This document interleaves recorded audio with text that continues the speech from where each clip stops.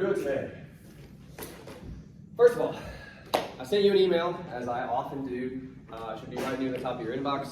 If you will open that up, we're going to do a little bit of a workshop today. The goal for today, again, if you remember Monday's class, we went from homework assignment to paper component. We talked about body paragraphs. We're going to do something similar. We're going to go from homework assignment to introduction. The whole point being, we really need to get these papers going. If you don't have them going yet, at least in your brain, after today, you want to start that process. All right.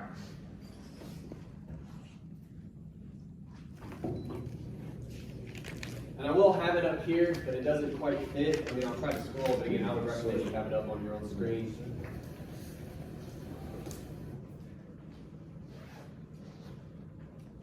I guess everybody needs a slogan. What the hell does exceed your vision mean? What does that mean? Is it a play on words with the fact that it's like a visual medium? Well, no, it is, but but the whole thing about because they're going for like a metaphor, it needs a literal meaning, right? Exceeding your vision. Like you see through the fourth dimension, like we travel through time. No, I think it's meaning that it's projecting literally in a manner that's. But I'm not seeing more than I can see. Well, no, but it's at a higher resolution than your eyes can handle, so it's. You think that's what they're saying? So now the only limiting factor is your biology. It's kind of like why 8K displays are like irrelevant because you can't see. This is true, but you think that's what they're communicating with us? Maybe that's what. I think you're giving too much credit, personally. I mean, it's a big company. There's probably somebody who has a whole college degree that they paid a lot of money to come up with that. So I'm sure that's just furthering my argument personally. They have some fuckhead in an office who's like, exceed your vision. They're like, good job, Ryan. Bonus for you. No, yeah. Correct. Don't worry about it. All right. I'll write a paper about it. We'll talk about it. So what we have, this is the opposing arguments discussion post from a student. So of course we need to be respectful. You guys are pretty good about that. Otherwise, what they have up here, their original argument, their counterpoint, and you can't quite see it up here, but if you scroll, they basically say that all this did was further serve to cement their original argument. You get it. What I want to do, all I want to do, not every discussion post was like this, by the way, but the reason I chose this one is a little more general, okay? Which honestly, usually you don't want to do. You want to try to be specific. I know I say that a lot. But in this particular case, it kind of helps us because if you're going to be general, that's really what an introduction is all about. It covers the whole paper. So all I want you to do, read over this, and you kind of even have to read the counterpoint even though they don't end up believing it. But I think to get a full picture of what they're thinking, it actually helps to read the whole thing. And to the best of your ability, I'm going to say there's at least two kind of big ideas, big themes they're trying to talk about. And they might be connected, but anyway, see if you can find those. We're going to talk about it. Go for it.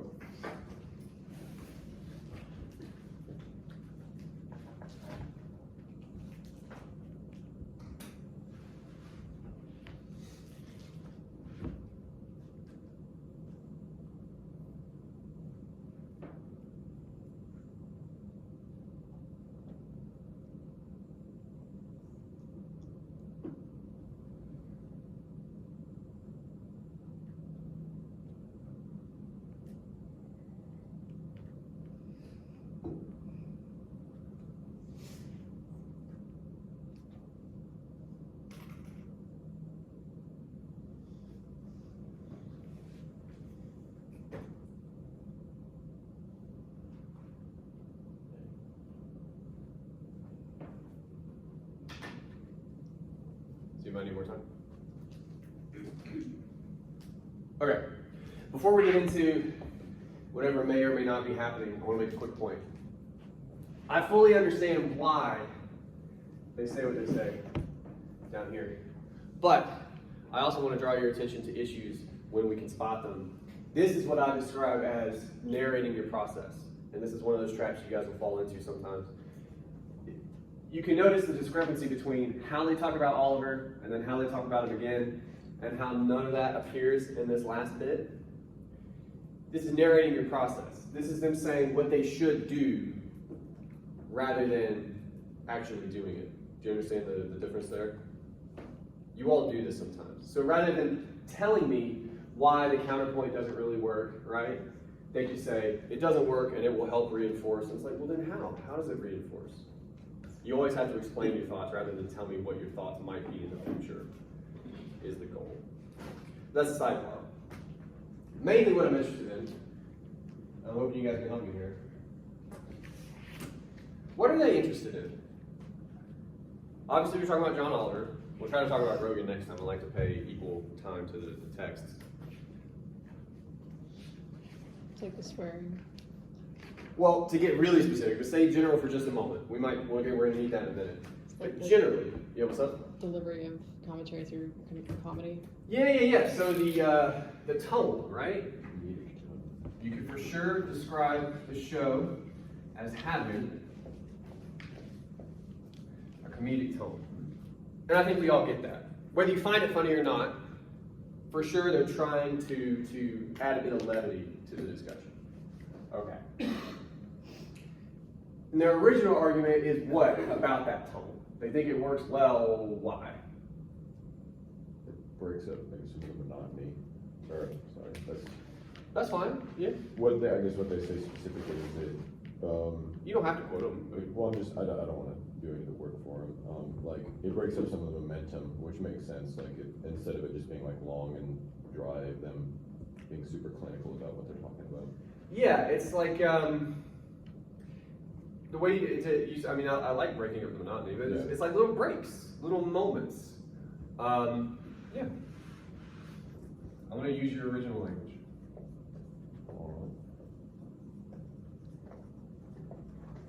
Cool. And we understand, usually at least, how that would be a positive critique. That'd be a good thing. Okay. Cool. Now their counterpoint, which they say they do not buy, but we should at least entertain, is what? Like if they were a different person, if they were writing a different kind of paper, what would they say about that tone? So it takes away from its credibility How so? because it's not meant to be taken seriously because of his. Okay. Now, basically,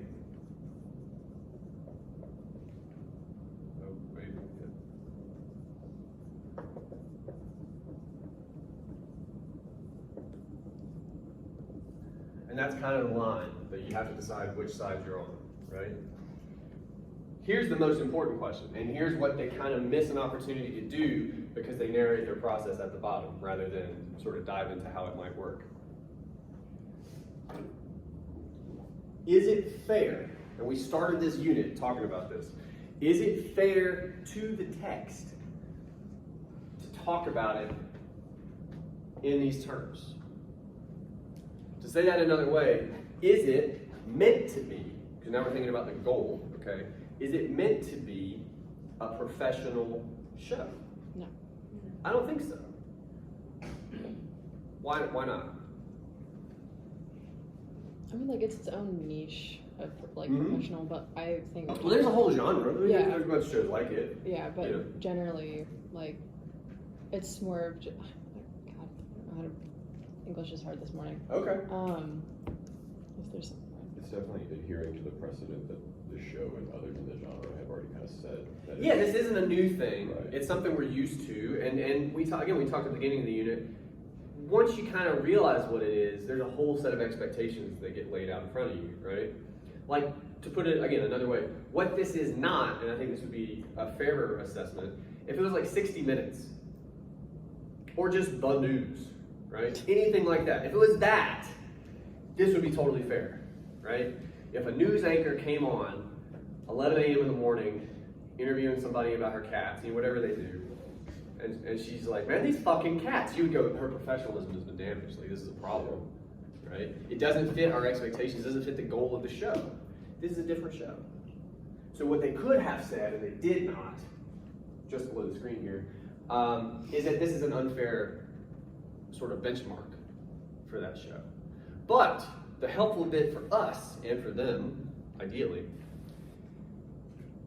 if they wanted to, because you can entertain counter argument, you could bring this up. You could say, well, you know, while you could say, you know, the professionalism is damaged, that's an unfair benchmark. This isn't something we're concerned with in this text. We expect it to not be totally professional, right? Does that make sense? Sweet. And that makes even more sense, especially considering that this isn't the first thing we see. Like, it doesn't start with this interview. Like, the earlier part of the video is also like setting that precedent with being more comedic. Yeah, and in the whole show, right? I mean, this is most of an episode, but yeah, it's all like that. Okay, here's what we're gonna do now.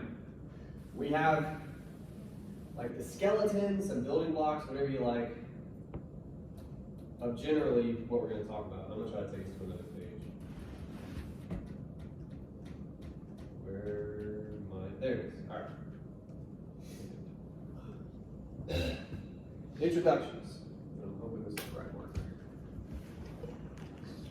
What are the parts of an introduction?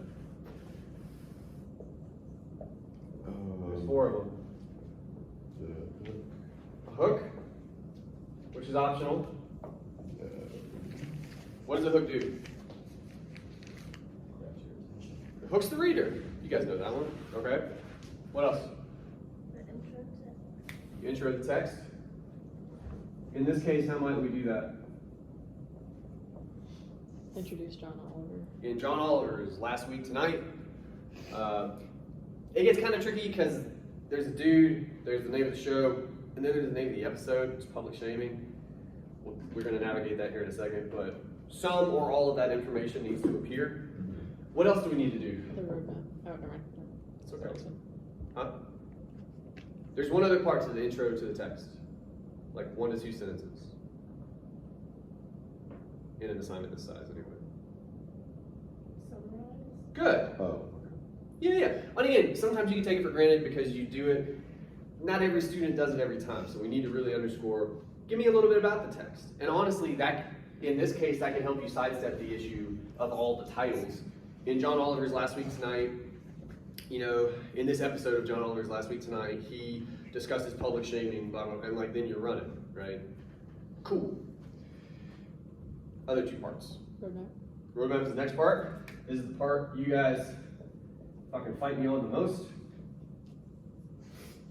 Which is a real bummer, because I know quite a few of you are worried about length at different times, and it's like, you got 4 or 5 sentences just like, not showing up, man, if you just give that a shot. What is the roadmap meant to do? Kind of explain what we're going to be talking about, or the specific arguments and points that we're Throughout the paper. Yeah, throughout the paper. Good. So whatever arguments, and I hope you make them, throughout the body of your paper, 2, 3 paragraphs, whatever, those should show up here first. And again, you're going to go into much more detail in the body of your paper. You have way more room, but this is an introduction. Introduce me to whatever those ideas might be, right? Yeah. And then last but not least, I know you guys know this one. Thesis. Thesis. What's a thesis meant to do? You guys know this one. Basically make your stance. Yeah. Sums up your overall argument for the whole paper. So a lot of pressure on like a sentence or 2 or whatever, right? Let's try to do that. All right. I'll only entertain this first bit for a moment, but we already have it over. All right.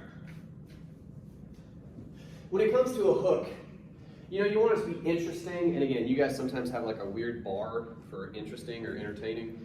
But it doesn't have to be like primetime TV, people exploding type of, it just needs to kind of go, huh? Like it needs to pique someone's interest is sort of what we're after. It can be a rhetorical question, it can be a statistic, which we would want to like look up or something. It could be a quotation that's really tricky, especially in a paper of this size. It could also be an anecdote, which I'm going to go ahead and tell you, don't do that in this paper. It's only 3 pages. Anecdote will eat up most of your first page. We don't have room for that. So anyway, can anybody think of a hook? Thinking about John Oliver's public shaming, kind of thinking about what he talks about. Any kind of like rhetorical question, for instance, that'd be a really easy one. Yeah. you partake in America's pastime? Do you ever use the verb partake? Yeah. Every now and then. I don't believe any of you. Do you partake in America's pastime? Do we call it that? I know what you're saying. That's what you call it. You guys are so silly. Like, as soon as the cursor shows up, you guys try to turn into some fucking verbal magician. Do you ever partake in America's? Come on. Talk to me like a human being. Shit on someone online. Well, and look, all right, so those are the two ends of the spectrum. Do you ever partake in America's pastime? Have you ever shit on somebody online? Now, and the unfortunate thing about the internet in 2022 is I don't know if that's a metaphor, right? Like, we gotta be really careful. Yeah, we don't have to go further down that road. Anyway, somewhere in between those two,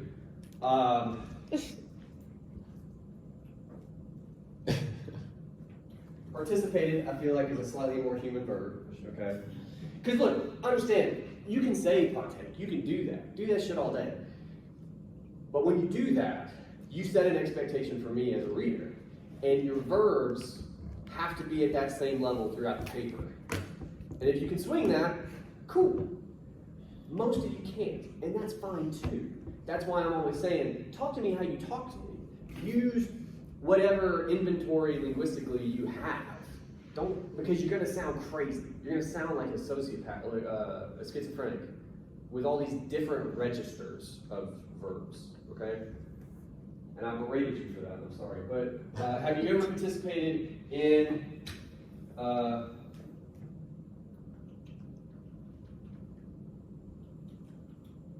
I mean, that's a little bit on the nose, right? Because the whole thing is public shaming.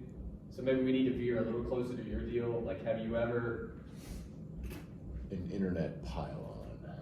Well, we could even with the verb. Well, no, because we're gonna have yeah. Have you ever?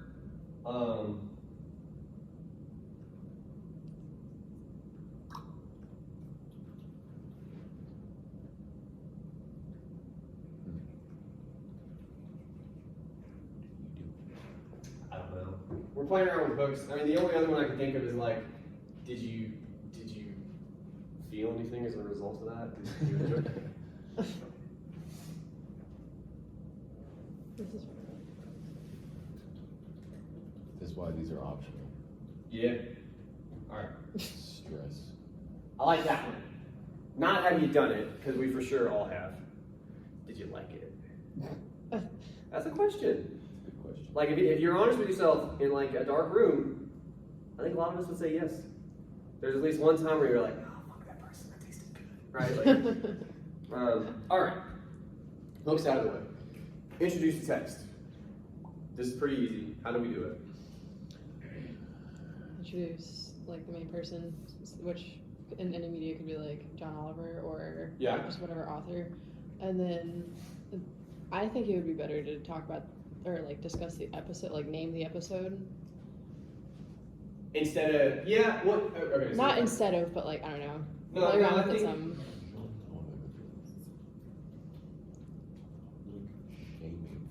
Like that? Yeah. Yeah, I don't mind that because again, what we're saying here, the problem we're sort of navigating, there's a title of the show, then there's also a title of the episode, which is public shaming, and it would be super unwieldy. Is it in John Oliver's Last Week Tonight episode entitled Public Shaming? Like that's just a lot. That's like when you're naming royalty, you know? Super niche Too joke, soon, I too appreciate soon. it. That's pretty good. Yeah, that's totally fine. In John Oliver's Public Shaming, what? He discusses, or we can have a different verb if you like. What does it do? Discusses the Hypocrisy. Rampants. No, you go and then No, you go. So he discusses the effects and, or yeah, he just discusses the effects of public shaming and what it can do to. Okay, that's not a bad start. And then you had another thing. Yeah, he discusses the hypocrisy involved with public shaming, Okay. but it just depends on what you're going to talk about later in the. It for sure does, but well, again, we're kind of figuring that out, right? Yeah. Let me scroll a little bit. Get that near the top. Okay. He discusses. I don't want to say public shaming.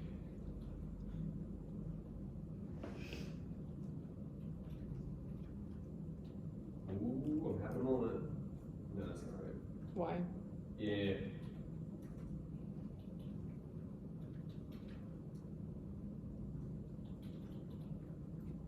Cool. Do we need any more information? We may or may not. What do you guys think? I can think of at least one semi-important section that we might mention. We might not. We might save it for later. I'm just thinking of the Lewinsky stuff because it's like a third of the clip, but we'll see. That's good enough. So we have our hook. We have our introduction to the text. Now, the kind of tricky stuff. But the good news is, the reason we did all this to begin with,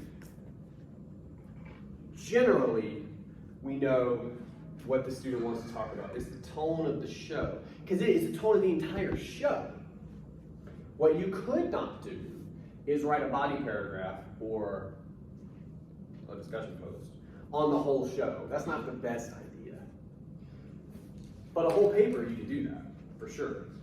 So our introduction, we might think about some specific moments, specific elements from the show that get at this. Importantly, you would want them to be different in some way. You don't want to just have 2 or 3 of the same body paragraph over and over. But we'll see if we can make that work. So, that's a long-winded way of saying, if we're going to talk about the comedic tone, if we're going to talk about how it kind of breaks up the monotony of a fairly serious discussion, right? We see a woman cry at one point. Like that, it's hard to have jokes around that. Can you guys think of any moments that we might focus on? There's a bunch. I got one. I don't know if I'll save it. Are there any haha moments you guys can think of from the show? I don't know. I'm thinking of when. What's in my notes? That's a good idea. You should all go to your notes. That was a haha moment for me. He's roasting like Mark. I think his last name's Iglash. I can't remember the last name. The former prosecutor for World's Worst Aunt. Oh. Yeah, that guy. Yeah. Yeah. Can you regale us with a description? Yeah. So basically, he went on and like a Fox News or whatever interview talked about. Yeah, like this is the like his only. He gives a really succinct breakdown of what actually happened. Yeah. Yeah. Like, what was he say? Like, talks about how like she's still the shittiest aunt on the planet because she sued her nephew, but like that's the only thing that Legally, she she had to do it to pay for her Yeah. hospital bills, but also, I think he says hashtag worst aunt ever. I have I was gonna say, Yeah. I have that in my notes. Yeah. And then the part that Oliver picks up on is his laugh, Yeah. right? Which was like super. Yeah. That's a hard one. It's hard to have that laugh. Yeah.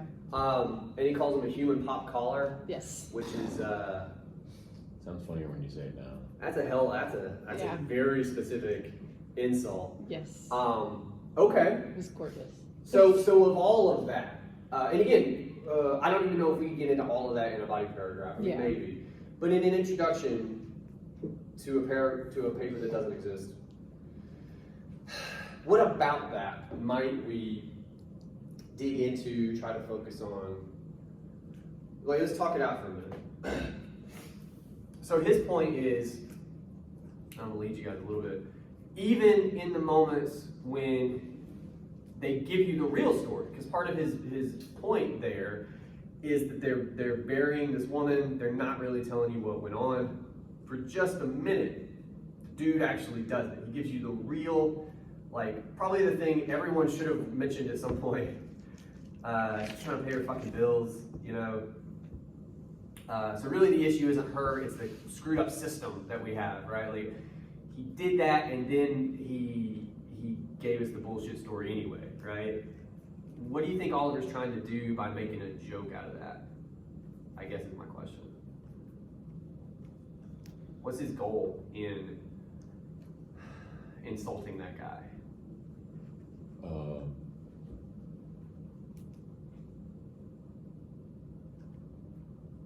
He actually says it right after the pop collar business, but I don't know if you guys remember that. Does he like talk about how people are gonna start piling on him now or something? He said, no, that would be a fair assumption though. He says he says it really quickly, actually, but he says something to the effect of, you know, do I think you know, the people on the show he's talking about are bad people? No, but I think they're like basically TV personalities that are more interested in filling time than providing the truth, is what he says. That's his point.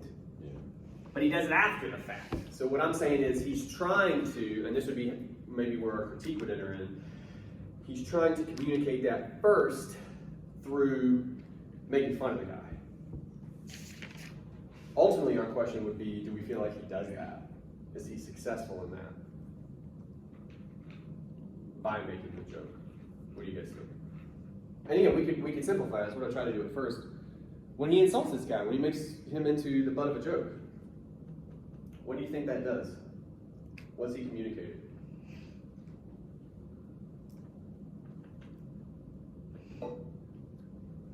I'll type while you guys think.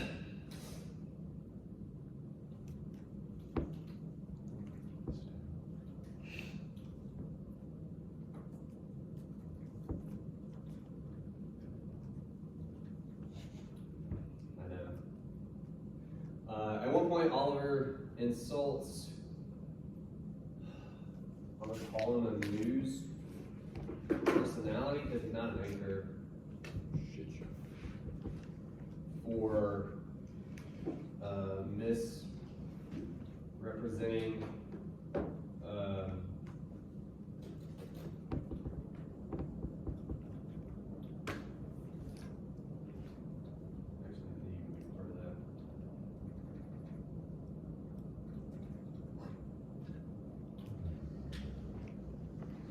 So what though?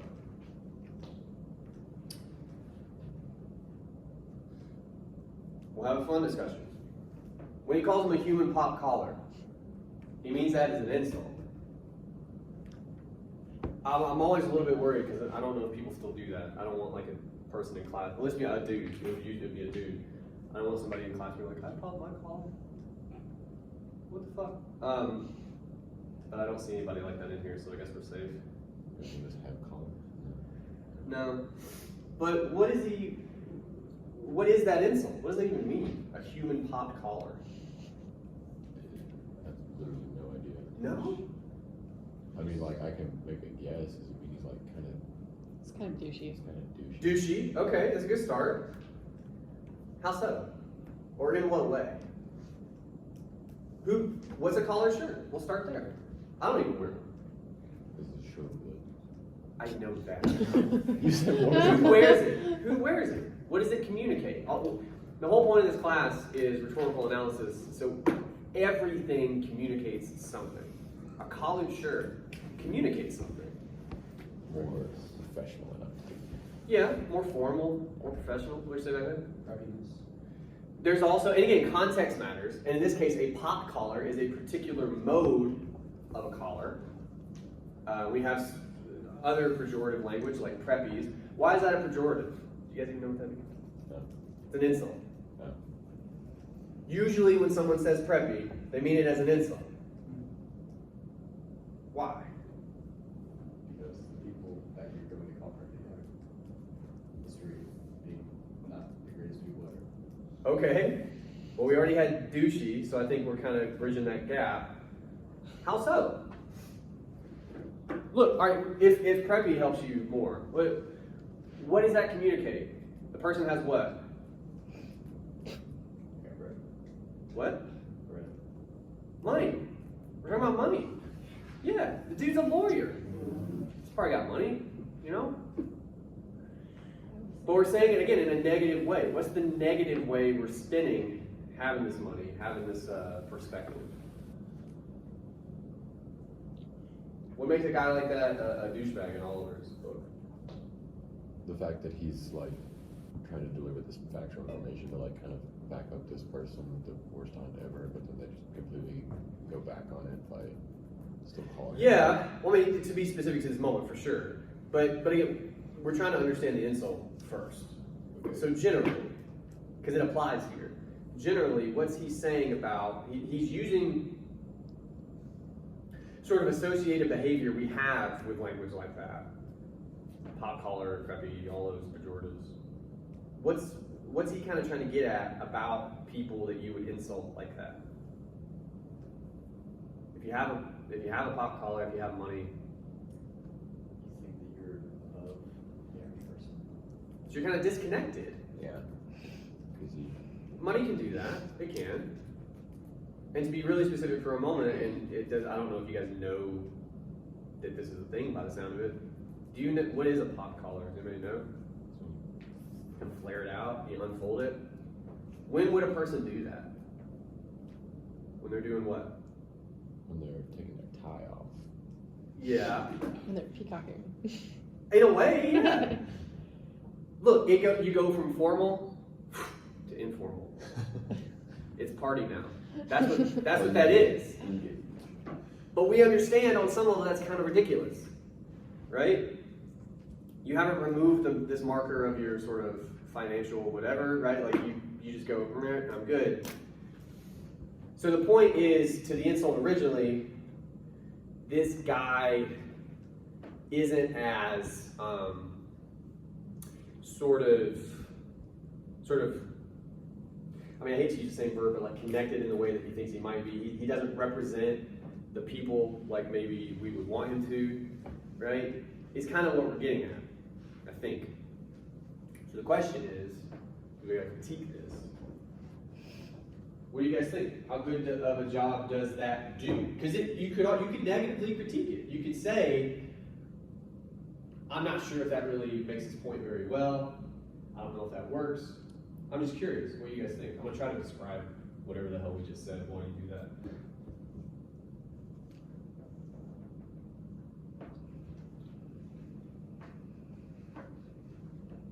What'd you say this guy's last name was? I'm gonna spell it for you because I don't know how to. Okay. EIGLARSH. Damn. Yeah. All right. That's, yeah. I go That's pop collar, all right. What a canoe.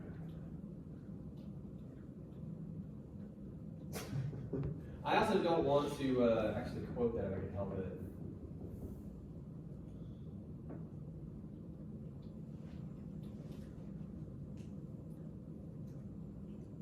Disconnected ass. I don't care for that phrasing, but anyway. Man of means? Yeah, it needs to have money. I need an A in there. I'll fix that in a minute. Does that work or not? What do you guys think? Yeah. I could go either way on it, honestly. Contextually, it's good, I guess. But why? Well, you don't sound sold. It can also. We can be in the middle. We can be in the middle here. We can say it sort of works and sort of doesn't. The important thing is why. We have to try to explain why. Okay. I'm legit. I'm open to anything. What do you guys think? I don't think it inherently reinforces his like. I don't think it inherently reinforces his argument. However, Why? Hold on. Before you get to that, however, why? what was I gonna say? Don't look at the screen. No, I'm zoning out. Okay, it's okay. It's just words get in the way. No, yeah, I know. I mean, I feel like it fits the form though. That was gonna be my however. I think the use of human pop collar Uh-huh. is just like a little side tidbit or whatever, but Yeah. it fits the form. So It does. Okay. So I think I know. So the only Okay. thing is that itself doesn't deliver like actual commentary, like Mhm. loaded commentary. Okay. Well, so you raise an important question. Let's get that down Okay. first. So your first bit was while his point is somewhat lost by way of his phrasing, the fact that he puts it this way, you could I think easily argue you kind of lose his message a little bit. I think that's fair. Yeah.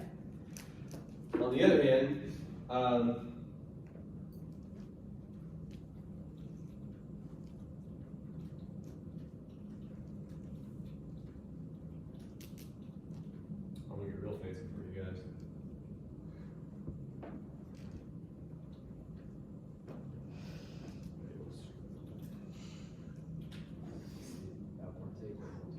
Yeah. Well, I talk like me. I use partake. I'll say shit. I'll say partake all day. I will partake and partake all day. I partake. It's fun. Anyway. So what we said, this is an in the middle kind of thing. And again, this is fine, because it brings us to maybe a second body paragraph. Well, his point is somewhat lost by way of his phrasing. You're saying, on the one hand, you kind of lose the thread a little bit in some of these jokes. Maybe you go, ha, and you're like, what are we talking about? Like, Yeah, that's exactly how I feel. yeah, it completely fits the tone of the show. It's not out of character. Again, if you were on that show with that guy, and you're in one of those screens, and you're like, you're just a fucking human pop collar, everyone would go, what are you doing? Right? It doesn't make sense.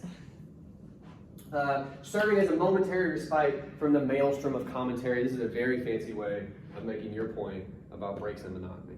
Okay? So we're saying, while it doesn't do one thing, and this actually brings me to something I wanted to talk about anyway. What's the one thing we're not doing here? We're not gaining what? Or we're losing hold of what? Credibility. Or Slightly more specific. I mean, yes, but oh, Like his idea, like we're losing. just information. Yeah. He's trying to convey information to us, right? The whole time. it doesn't specifically further his argument a whole lot. For sure. But it does further what? It does do what? It accomplishes this other thing. Yeah, setting the tone. Yeah, but again, to be slightly more specific, why does he have that comedic tone? Don't tell me this. Because it's a comedy show. Okay, It's- but explain it to me like I'm stupid. Why is he trying to be funny? Why does anybody try to be funny? It's to bring down the levity a little bit, make it a little bit more approachable for this kind of We got a better word than that. Gain attention. better word. Yeah.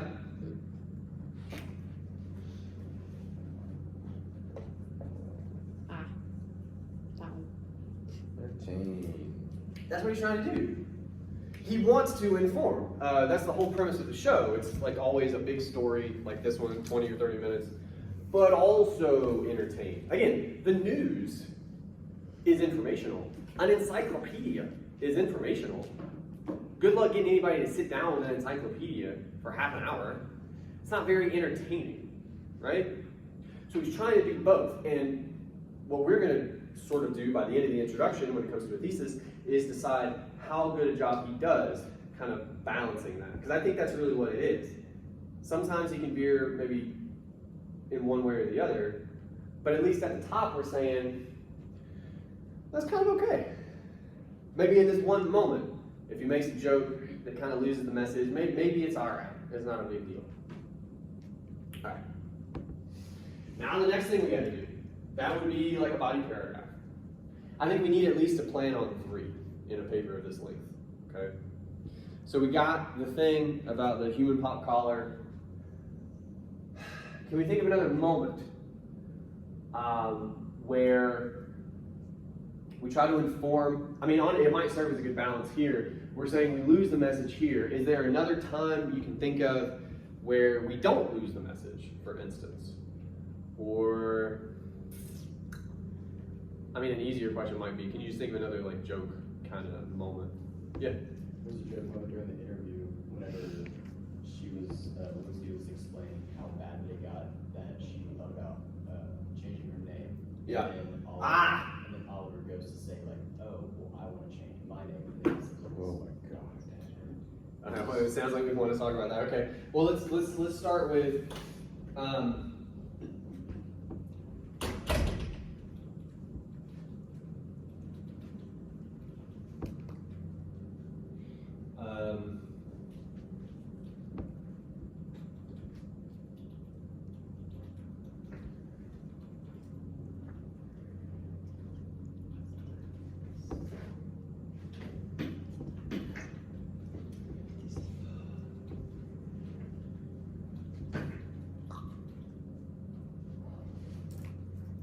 all right, so we had thoughts on that. I'm going to ask you for yours, and then you had really a strong opinion, it sounded like. Why bring that to our attention? Like, what sparked it for you? because it goes along with our interview, right? Because, just discussing the effects of it because they're talking about how bad the public shaming got. It would have to be pretty bad if you think about like changing your name. Yeah. And then, like, and the whole thing got associated with Monica Lewinsky's scandal, that's what. It is her name. Like, It's her name, it's her scandal, so to speak. yeah. And Yeah, I know what you mean. going through all that, and then immediately on the tail end of that, going in and saying, oh, I got a couple names that I wanna go by, can I run those by you? And I don't know if he looks at the paper, like he has them written down or something. After she just spilled her guts out about this, just. Well, I mean, but importantly too, she laughs, right? Like She does. so that scene would read very differently if he did that and she looked at him like, as an audience, you would like cringe. You're like, oh fuck me, this is awful. But yeah, it's Alvin and Jax and yeah, Jax. No surname, no explanation. Now we seem to have a different, maybe slightly different opinion. I want to hear. I mean, I just aggregately think that he's so unfunny, so I'm like struggling to like point, but independent from that, yeah, argumentatively, I think that moment really weakens everything because it brings the whole conversation to like a grinding halt, and it's like, now we're just sitting here talking about John Oliver, talking about these fake names that he's made up, and it's like, whoa, at what point? And it's like an uncomfortably long amount of time. Like, okay, It goes on. I'll give you that. Can we get back to what we were talking about? Like, Yeah. because up to that point, you know, it's just been like little quips and and stuff. More in line with this. And even still, it's related to like what they're talking about. You know, like when they talk about like we talked about fucking Monster the other day, and Monica Lewinsky comes out like, yeah, everybody decided to just be assholes. Like that's cool, and it's still related to what they're talking about. But he's just, it's like nobody cares about your fake name. We get into real like tangent territory. Exactly. Okay. Now look, what we just highlighted for you very briefly.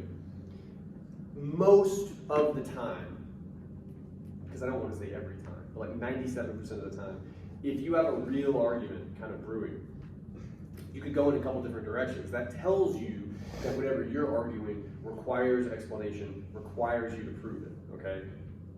So in your case, I feel like I enjoy the show a little bit more, although there are times he for sure gets on my nerves. But you could argue, for instance, on the one hand, this is, I mean, I even kind of gave it to us a little bit. I say he commiserates with her. That's a fancy verb for sort of shares in her emotion, tries to like, you know, make her feel better, or, you know what I'm saying? Like, yeah. And we have this moment of levity that they share. And I think we may have actually talked about that with Fucking Monster, that like they share in this thing. It's her story, but there's a couple moments throughout the interview where it's kind of like friendly and kind of like jovial. That'd be one direction ahead, right? Sounds positive. Sounds like he's not just trying to even entertain us here, but he's trying to like maybe make her feel better, right? So it's like a little bit of empathy. Yeah, that's one direction. Another direction is just as fair. Would be something like, I love how different you guys like phrased it too. It's so key. You said something like made it all about him, and you could argue it's so long, even though it's only maybe like 10 seconds, that it really takes the focus off of her and her story, which, to be fair, is what they're fucking there to talk about.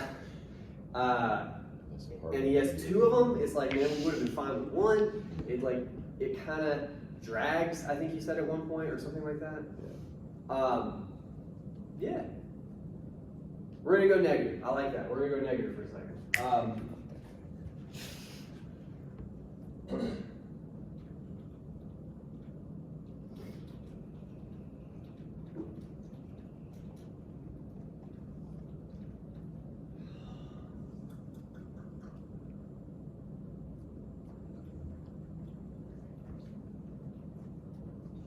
Let it sink in. Oh, come on.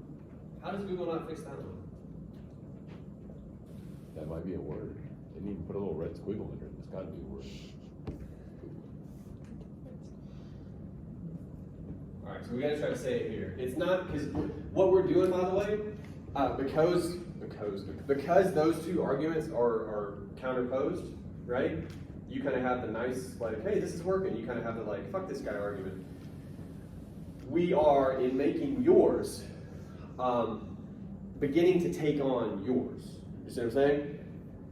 It's not that his attempts at levity aren't appreciated or understandable. That's kind of the ghost of yours, saying, well, it makes sense in the show.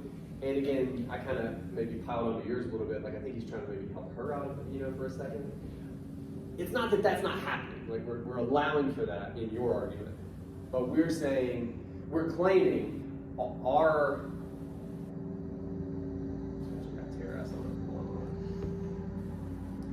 I know.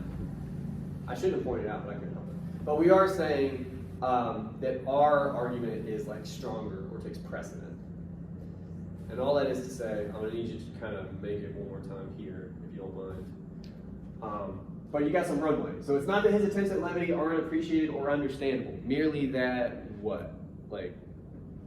It brings the focus of the conversation away from the kind of intended topic for an uncomfortably long amount of time. There you go, yeah, that's a good one.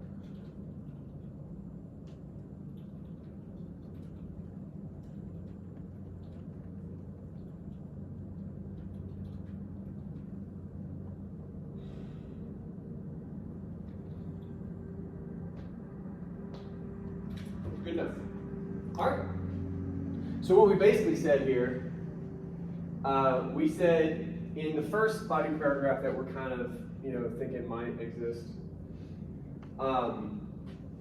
that he's navigating this line, and he veers a little hard over here, but it's fine. At worst, it's innocuous, right? Okay. Second body paragraph, we're saying he goes way too hard in this direction, to the point that it calls attention to itself, basically. And I'll say this to you guys, by the way, in your papers sometimes. This issue, I'm only pointing it out because it calls attention to itself. Like, if you have a thing you do in your prose, if you have a mistake you're always making, it gets noticeable. It stands out like it's highlighted. It's almost like somebody cut the fucking grass next to our class. Like, it's hard to ignore. It becomes an issue. And I'm with you there. I think that works. Even though I don't necessarily agree, I full on, yeah. Okay. We need one more moment, element from the text. And just to give us the score real quick. We talked about human pop collar and sort of what he's trying to say and whether or not he's doing a good job there. And then we talked about Alvin and Jax and how it probably goes on a little bit too long. I am with you there. Okay. Now I got one in my back pocket, but it's a joke I hate from this episode. I hate it. It's stupid. I don't know why it's in there. People laugh every time we watch it, and the audience laughs. I'm like, why are you laughing? That's not funny. Isn't it like canned laughter though? I thought it was like fake. It's an audience. He's got a live audience. No fucking way. Easy. But my point is, we're going so negative now. I would like to at least entertain the option of not totally dumping on the show. So I'm just curious if anybody has a moment or an element that they just think works, for instance. And there's reasons for this, by the way, that we'll talk about in a minute. Sometimes it's funny. He just did a fucking 360. Like a Zero. donut. Zero. Yeah, I just wish it would burst into flame. He said sometimes it's funny. Can we talk about some of those times? This, for me personally, the single funniest moment is when it first goes to the interview and he says, I brought Monica Lewinsky in to interview her in an apartment that neither of us live in. I like that too. She's hilarious. Why? Let's tease that out for a second. Why is that funny? Well, because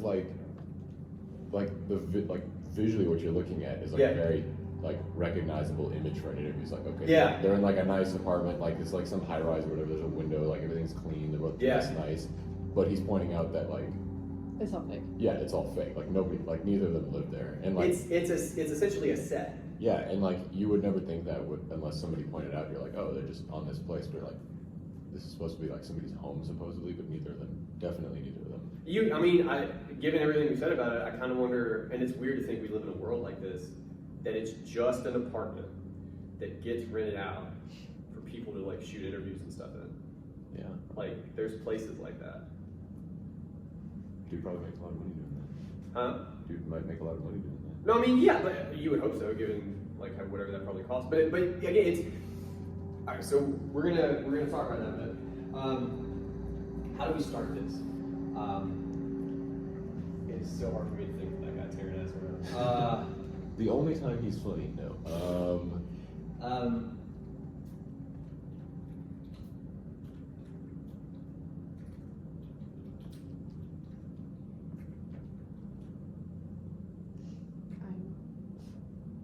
just start.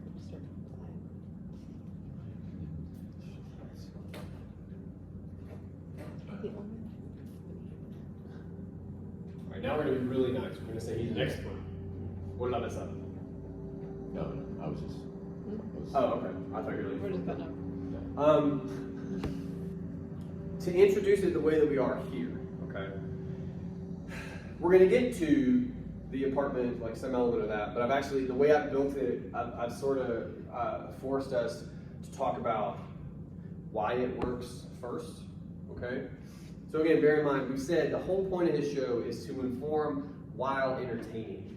And our big takeaways, it sort of snowballed from paragraph 1 to 2, is he's so worried about entertaining, especially by the time we get to paragraph 2, that he's like hardcore losing the thread, he's losing like whatever momentum he might have in terms of informing us. Okay. Here, we're gonna take like a hard right turn, much like that guy, and say, but there are times when he makes a joke, and not only does the joke work, which is important, but it says a thing too. So we got to try to figure out what he's pointing out. We got to put words to it. You rightly pointed out that the apartment they're in is pretty standard. I don't know how many interviews you guys have seen, but if you think back on any of those, they are always either in a super dark studio, right? Or in an incredibly well lit, I'm gonna go ahead and say opulent, that just means fancy, like apartment of some kind, right? And I, before that joke, would never have entertained the notion that nobody lives here, right? Which again makes it like another set, makes it like another studio. So what is he pointing out with that joke? There's a reason it's funny, and that kills the joke when you say it, but what's funny about that? What point is he making? About like interviews generally, I guess. That there's something like fabricated about the literal setting, I guess. Now, why is that important? Because in the case of this kind of bright, opulent-looking apartment, it's supposed to be like more relaxed and comfortable. You know, they're both kind of kicking back in these chairs. Very just- homey. Yeah. Yeah.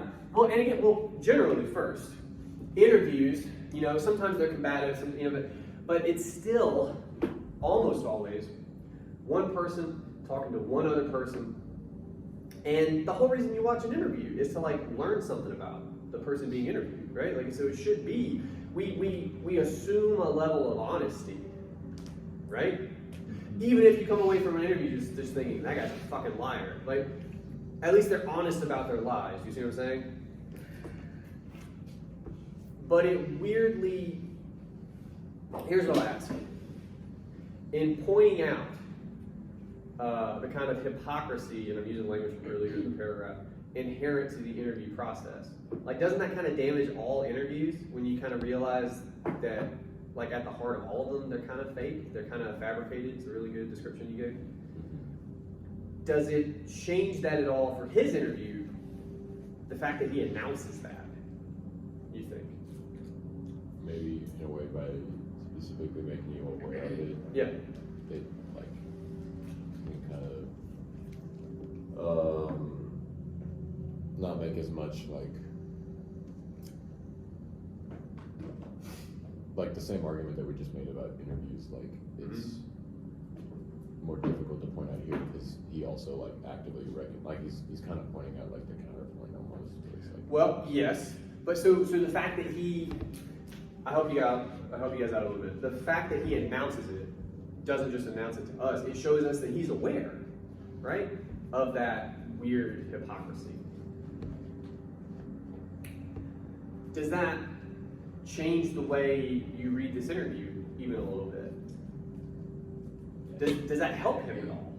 I think it does, I think it does. but why? Why is that? To show that he's aware of the hypocrisy of interviews generally. I think that offers him a little bit of an advantage. Gives him more credibility, arguably. How? Well, he's aware of it and he brings it to everybody's attention, right? That's just narrating. I think it's more of just like he's so open with it, Yeah. as where like other interviews typically aren't. For And sure. then they go on to try and convince people that this is a completely honest and open Yeah. interview. You know? So by acknowledging, did you have your hand up? Yeah. All right, 2 seconds. But by acknowledging this sort of fabricated element, fuck,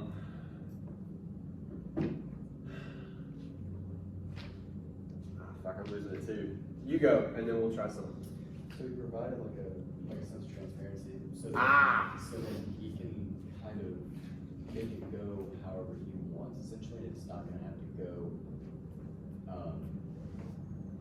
and it's not gonna go like a normal interview, right, because he can, Yeah. like, he can sit there and either make it funny or try and Yeah. get information, so it's kinda gonna go his way whenever he.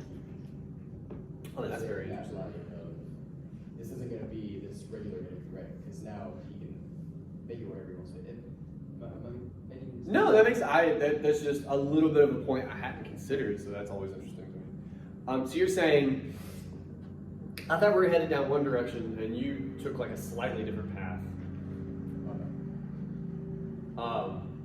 But basically, you're saying he gains a good deal of latitude, a good deal of autonomy, by sort of telling us to not quite to quote you, but like this interview is not going to be like interviews you're used to, right? Yeah. All right. I wonder because you guys are doing a slightly different, but we can kind of combine. Oliver expertly.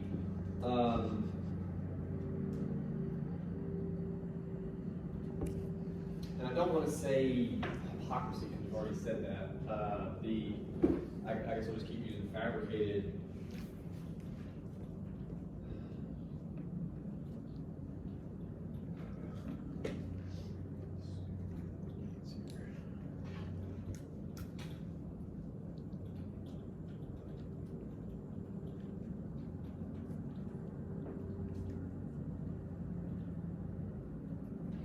That first sentence, by the way, is I think what you were kind of getting at. It's like weirdly, if you're upfront with the way that you're lying, right?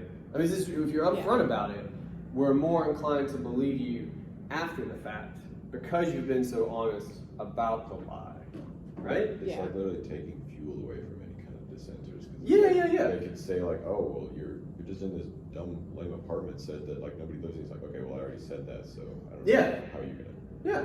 It's just one less thing you can bring against this argument. Yeah, and we instantly glom onto that. Like that's really good. All right, so that's a point worth making. But again, I think we can make both together. Moreover,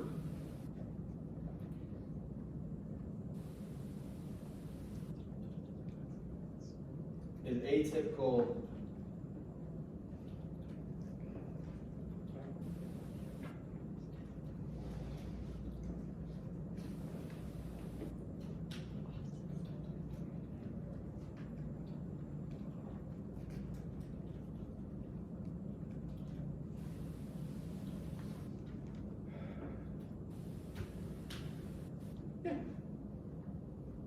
That's great.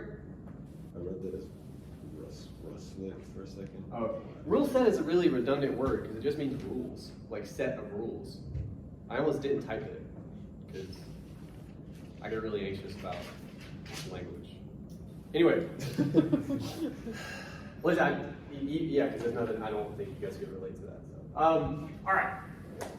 What we have here before we attempt a thesis, which will be the most difficult part. We got a hell of an introduction, right? And look, to be totally mindful of wherever this might end up, because this is an introduction for a paper that does not exist. Things will change as we do it, right? Maybe you start talking about the worst ever pop collar guy that Eyewash. Sure. Anyway, and you head in a different direction in your body paragraph. That's fine. That means your introduction would need to change, right? Or say you get 2 paragraphs deep, and then when you get to that 3rd body paragraph, you got a nice bit of momentum yourself, and you kind of realize, I actually want to do some totally other thing for my last body paragraph. Do that. That's cool. Your introduction for sure needs to change, right? So all we're saying here is, even though this is a roadmap, it's a proposal of if you're doing it in this way, right? Okay. So a thesis, dear God. I almost wonder, it might help us if we kept a little bit of score. So we might do it on the board.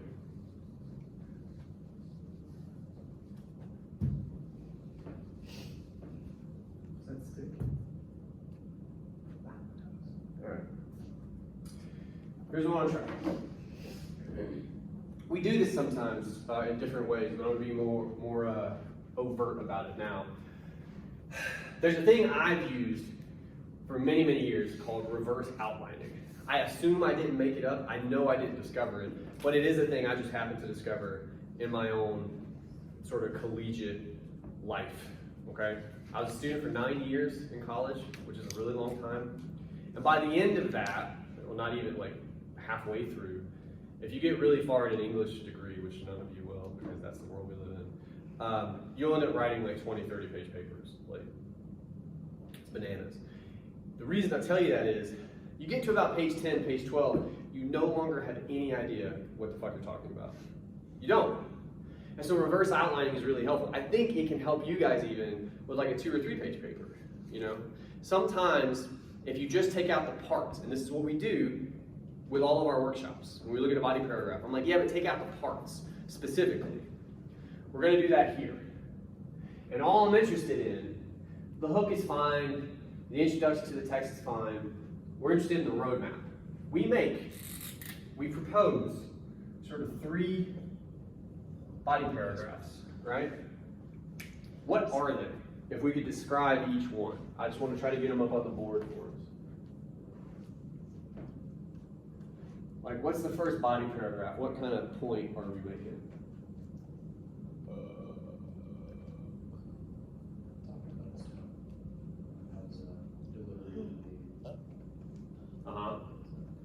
It's the human pop collar business, right? What about it? He's Take your time. We got plenty of it, probably. And we got 10 minutes, but God, that's time. Look, it's after worst aunt ever, right?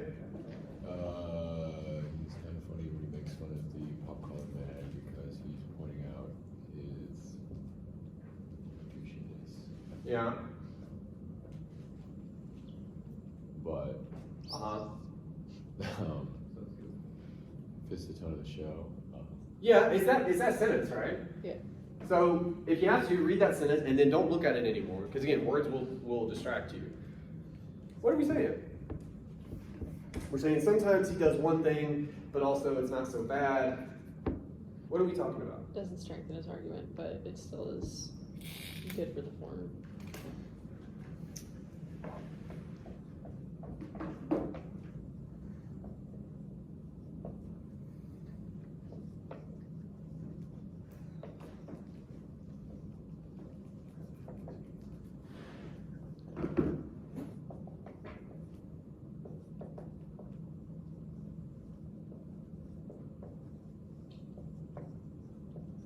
Okay, that could be one point.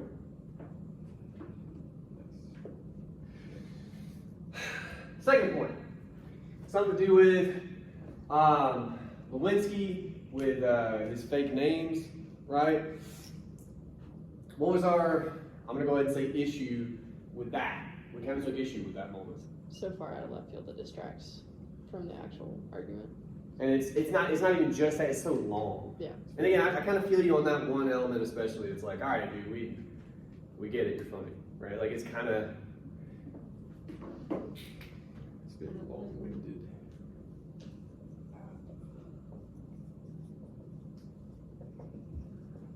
into how are we going to describe that? This is pretty insulting.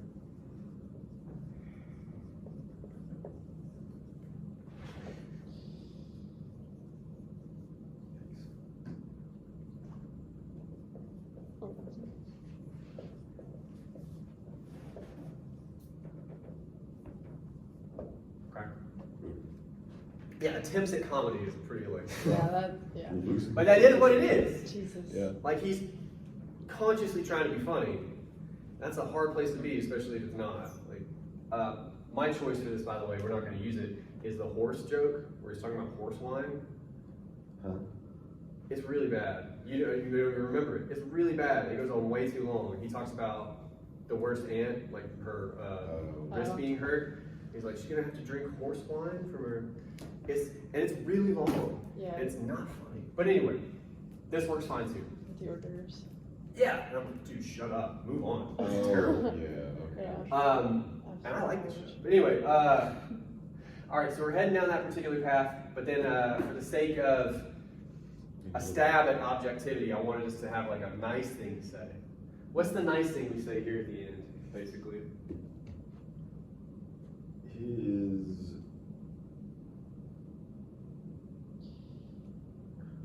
kind of direct critique of traditional interview formats I like that. means that he can more readily, like, I don't know, just play it straight.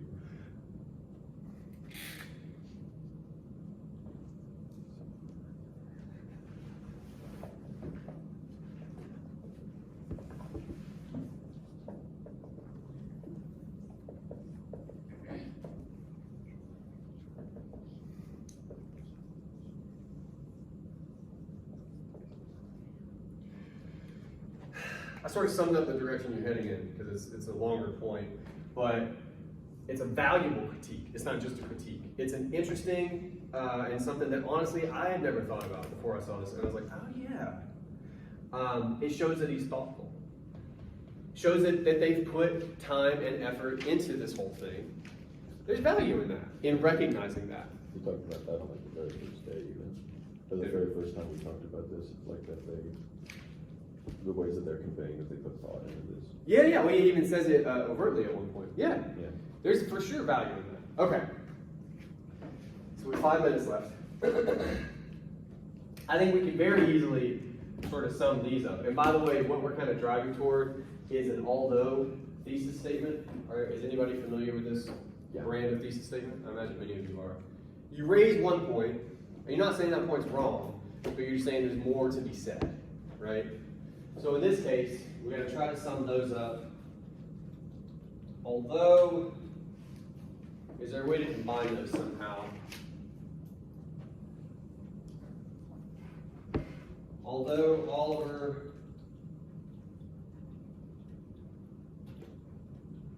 what do they do or not do? Sense of comedy sometimes show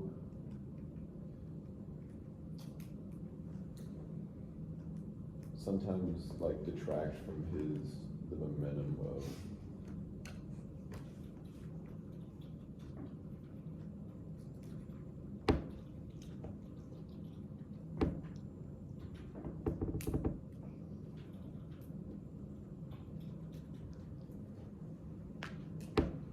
We could go longer on that, but again, for the sake of time, we're probably going to do this in one sentence. yeah. All right, so there's that. Now the nice bit. He quite clearly what?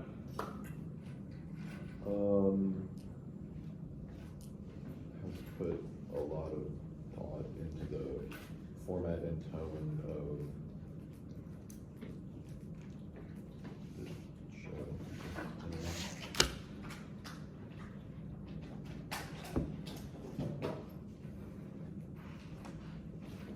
Cool. That's a critique. And that's a middle of the road critique, by the way. We're saying not everything works. And as a matter of fact, it's actually pretty strongly negative in a lot of ways. But there at the end, we're saying, but it's not all bad. And you could flip this, by the way. You could have a lot of positive with like one negative aspect. My thing would always be, I would have like 2 probably good body paragraphs because I think the show's pretty well done. but I would for sure have a last one where it's like, that horse joke, man, what the hell? You know, either way, whatever you end up doing. Again, this is the format. Hook, intro to text, that stuff's easy. Roadmap is hardest, okay? But I'm telling you, if you do that at some stage in the process, it will make your life easier. It really will. And then a thesis. Questions about any of that? Did you guys engage in the fire drill that is 1043? Fire drill. You guys always pack up like the building's on fire. It's not 1045, but you know,